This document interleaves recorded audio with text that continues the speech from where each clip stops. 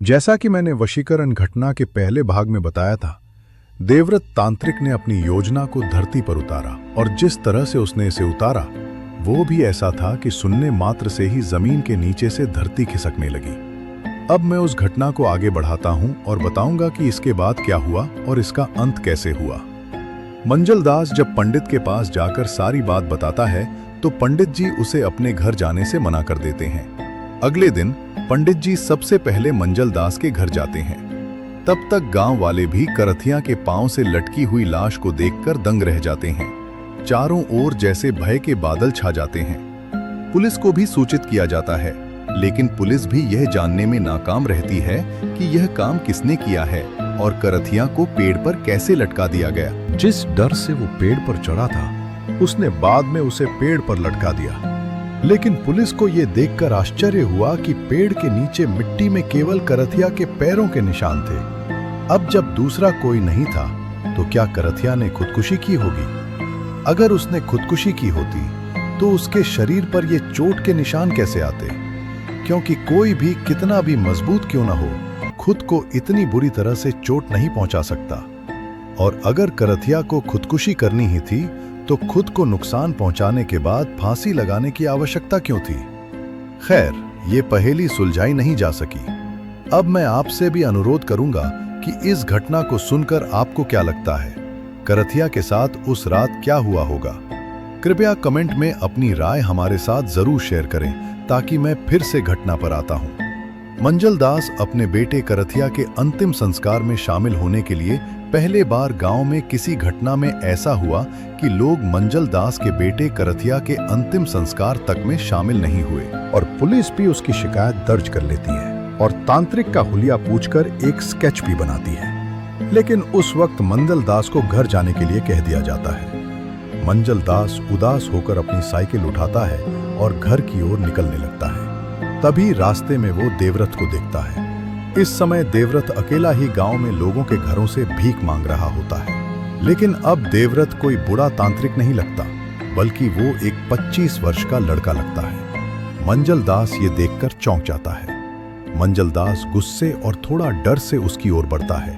तभी देवव्रत की नजर मंजलदास पर पड़ती है और नजर पड़ते ही मंजलदास वहीं बेहोश होकर गिर पड़ता है। जब मंजलदास को होश आता है तो वो देखता है कि देवव्रत और उसकी बेटी उसके पास घर में बैठे हुए हैं। अब मंजलदास को बेटी को सुरक्षित देखकर खुशी तो होती है, लेकिन देवव्रत को पकड़कर फिर डॉक्टर से कंपाता हुआ उठता है। तभी देवव्रत उठकर कमरे से बाहर निकल जाता है। यह देखकर मंजलदास बेटी को गले लगाकर जोर जोर से रोने लगता है। उस समय रात के करीब 2 बजे होंगे और इतनी रात में गांव में छोटी सी भी आवाज होती है तो वह 10 तक चली जाती है। लेकिन यहाँ मंजलदास फुट फुट कर रो रहा था, जो आवाज पड़ोसियों तक भी पहुंच रही थी। तभी एक पड़ोसी आता है और दरवाजा बजाता है। यह सुनकर मंजलदास की बेटी दरवाजा खोलने बाहर जाती है, लेकिन न तो दरवाजा खुलता है और न ही वह वापस आती है। फिर पड़ोसी दूसरी बार दरवाजा बजाता है। तब मंजलदास दरवाजा खोलने के लिए खुद उठता है। वह देखता है कि दरवाजा तो बंद है और न वहां उसकी बेटी है और न देवव्रत। मंजलदास दरवाजा खोलता है और पड़ोसी अंदर आते हुए पूछते हैं कि मंजलदास, क्या हुआ? क्यों इतनी तेज रो रहे हो? पूरे गांव में आवाज गूंज रही है। मंजलदास जैसे ही बाहर झांक कर देखता है तो पूरी गली बाहर निकल आई थी अपने अपने घरों से। मंजलदास पहले तो खुश होकर पड़ोसी को बताता है कि मेरी बेटी कुर्मिता वापस आ गई है। ये सुनकर पड़ोसी चौंक जाता है, लेकिन उस समय पड़ोसी कुछ नहीं बोलता और पूछता है कि कहाँ है कुर्मिता? मंजलदास तेजी से घर के भीतर जाता है। मंजलदास पूरे घर में ढूंढ लेता है, लेकिन कोई नहीं मिलता है। तब पड़ोसी सारी बात समझ जाता है। अब पड़ोसी को थोड़ी बहुत पहले से पता था कि मंजलदास के घर में कुछ समय से कुछ अजीब घटनाएं घट रही थी, लेकिन आज उसने पहली बार अपनी आंखों से जो देखा तो उसके पैरों के नीचे से भी जमीन निकल जाती है।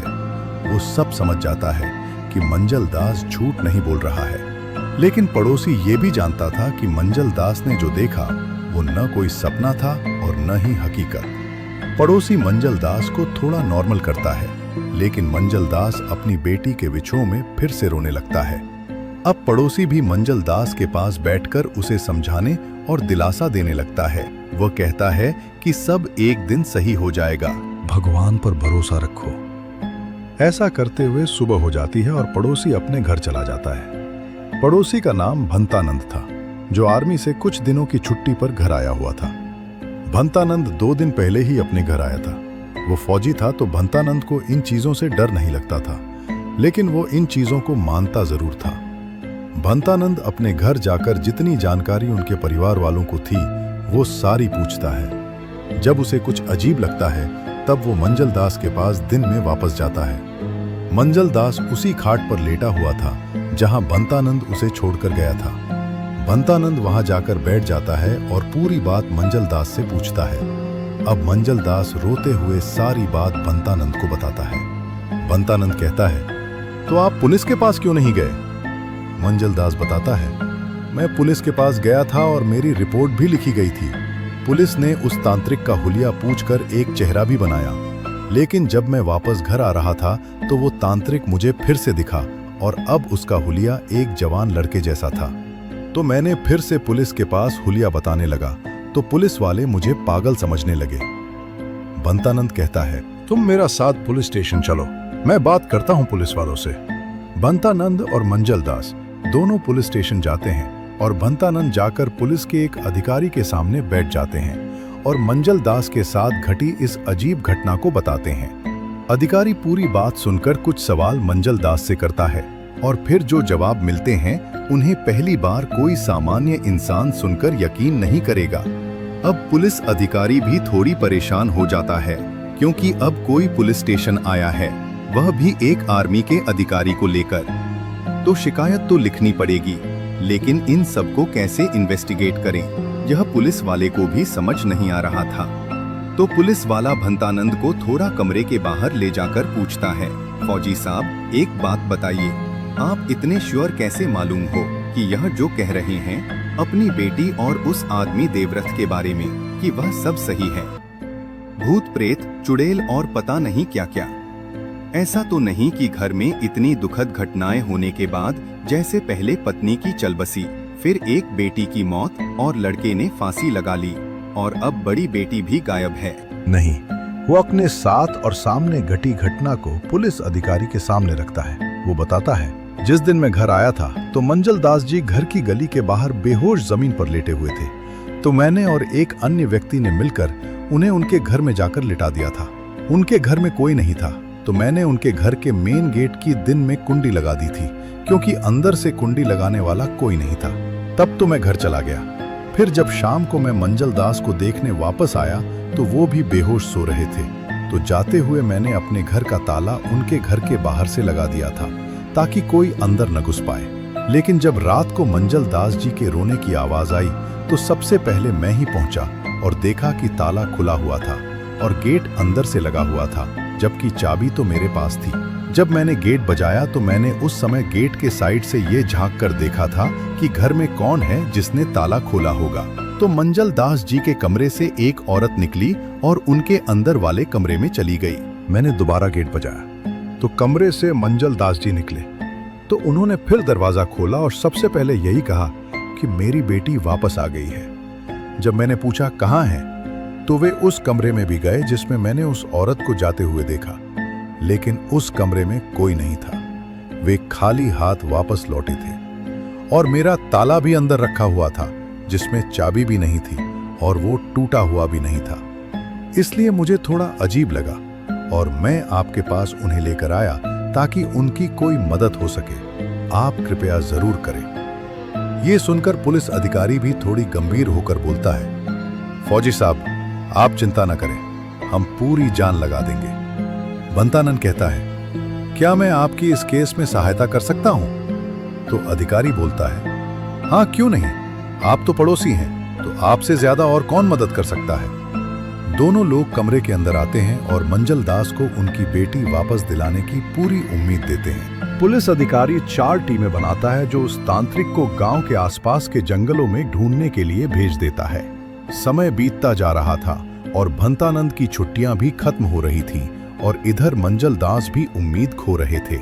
और फिर क्या, धीरे धीरे समय बीतता गया। और वह तांत्रिक और मंजल दास की बेटी कोई नहीं मिला और न ही करथिया की मौत का कारण पता चला।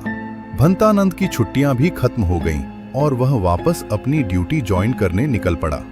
कुछ समय बाद मंजल दास की भी उनके ही घर में रहस्यमय तरीके से मौत हो गई। इसके बाद पुलिस अधिकारी जयचंद मिश्रा कहते हैं, मैंने अपनी जिंदगी में बहुत से केस देखे, लेकिन ऐसा केस नहीं देखा जिसमें अपराध आज तक इस घटना के बारे में, जिसमें अपराध और जघन्य हुए लोगों की मौत हुई, लेकिन सब कुछ सामने होने के बावजूद कोई सबूत नहीं मिला।